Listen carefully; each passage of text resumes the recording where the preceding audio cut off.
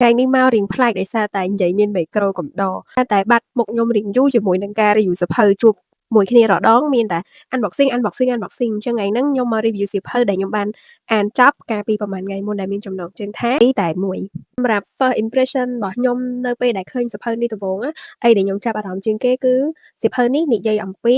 ជីវិតរបស់តួស្រីដែលគាត់ឆ្លងកាត់និយាយទៅម្នាក់ឯងគឺឆ្លងកាត់3សម័យកាលយកមកពីតែមួយនេះគឺជាសៀវភៅដែលនិយាយអំពីប្រវត្តិសាស្ត្រប្រទេសកម្ពុជានាសម័យខ្មែរក្រហមដែលអ្នកនរគ្នាស្គាល់ថាសម័យប៉ុលពតនឹងឯងហើយពេលដែលខ្ញុំបានចាប់កាន់អានសៀវភៅនេះអីដែលខ្ញុំដឹងមុនគេនោះគឺកើតមកជាបក្សីមិនអាចស្លាប់ដោយសារតែឡានបុកបានទេហើយខ្ញុំឡើងត្រូវហើយបើជាបក្សីវាមិននឹងអាចស្លាប់ដោយសារឡានបុកត្រូវអត់និយាយទៅនៅពេលដែលអ្នកនរគ្នាអានរឿងនេះអ្នកនរគ្នានឹងយល់នៃខ្លឹមសារនៃ quote មួយឃ្លាហ្នឹងរបស់តួស្រីដែលមានឈ្មោះថាផ្កាយដំបូងដែលខ្ញុំឃើញសៀវភៅហ្នឹងហ្មងព្រោះខ្ញុំឃើញបងគាត់ផុសគាត់បាននិយាយថាសៀវភៅនេះគឺជាសៀវភៅមួយក្បាលដែលនិទានអំពីមនុស្សស្រីម្នាក់ឆ្លងកាត់3សម័យកាលព្រមគ្នាដែលសម័យកាលដំបូងនោះគឺជាសម័យកាលសាធារណរដ្ឋគេបើកហាក់វឹបមកគឺតួស្រីយើងគឺជាកូនអ្នកមានដែរហើយគេមានមិត្តភក្តិគេពី3នាក់អីចឹងទៅពីអត្តចរិតរបស់គាត់គឺស្លេតាំងពីភាគដំបូងដល់ភាគបញ្ចប់ហ្មងតែរឿងដែលគេផ្ដើមដំបូងគេនិយាយអំពីតួស្រីឈ្មោះថាផ្កាយហ្នឹងដែលគាត់ឆ្លងកាត់សម័យកាលទី1នោះគឺសម័យកាលសាធារណរដ្ឋខ្មែរក្នុងសម័យហ្នឹងរបៀបដូចជាគេបែងចែកវណ្ណៈអីចឹងណាថា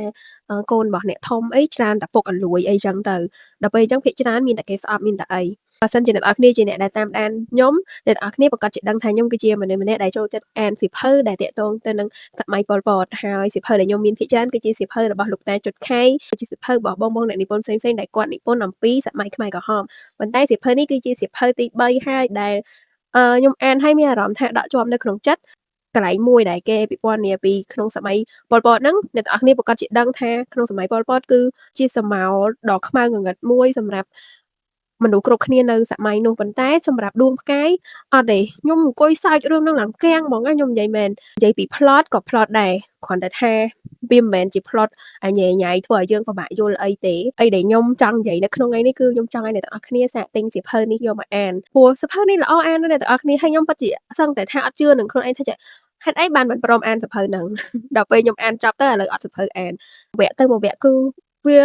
មានអីបតិកលាគ្នាធ្វើឲ្យយើងដែលជាអ្នកអាននេះគឺចង់ដឹងថាទៅមុខទៀតមិនទៅមុខទៀតមិនទៅអញ្ចឹងណាហើយឧបសគ្គដែលតួអង្គផ្កាយគាត់ជួបមានច្រើនខ្លាំងមែនតើកន្លែងកំសត់វាទៅជាសើចក៏មានកន្លែងសើចទៅជាកំសត់ក៏មានដែរហើយ plot នៅក្នុងរឿងនេះក៏សឹងតែថាបាក់ចកេះរបស់អ្នកនិពន្ធដែរខ្ញុំចង់ឲ្យអ្នកទាំងអស់គ្នាដឹងនោះគឺបើសិនជាយើងកើតមកគឺជាបាក់សីយើងមិនអាចស្លាប់ដោយសារតែឡានបុកបានទេ quote នេះគឺជា quote របស់តួស្រីហើយយើងទាំងអស់គ្នាក៏គួរតែយកពាក្យហ្នឹងទុកសម្រាប់ជាមេរៀនរបស់ខ្លួនឯងមួយដែរព្រោះថា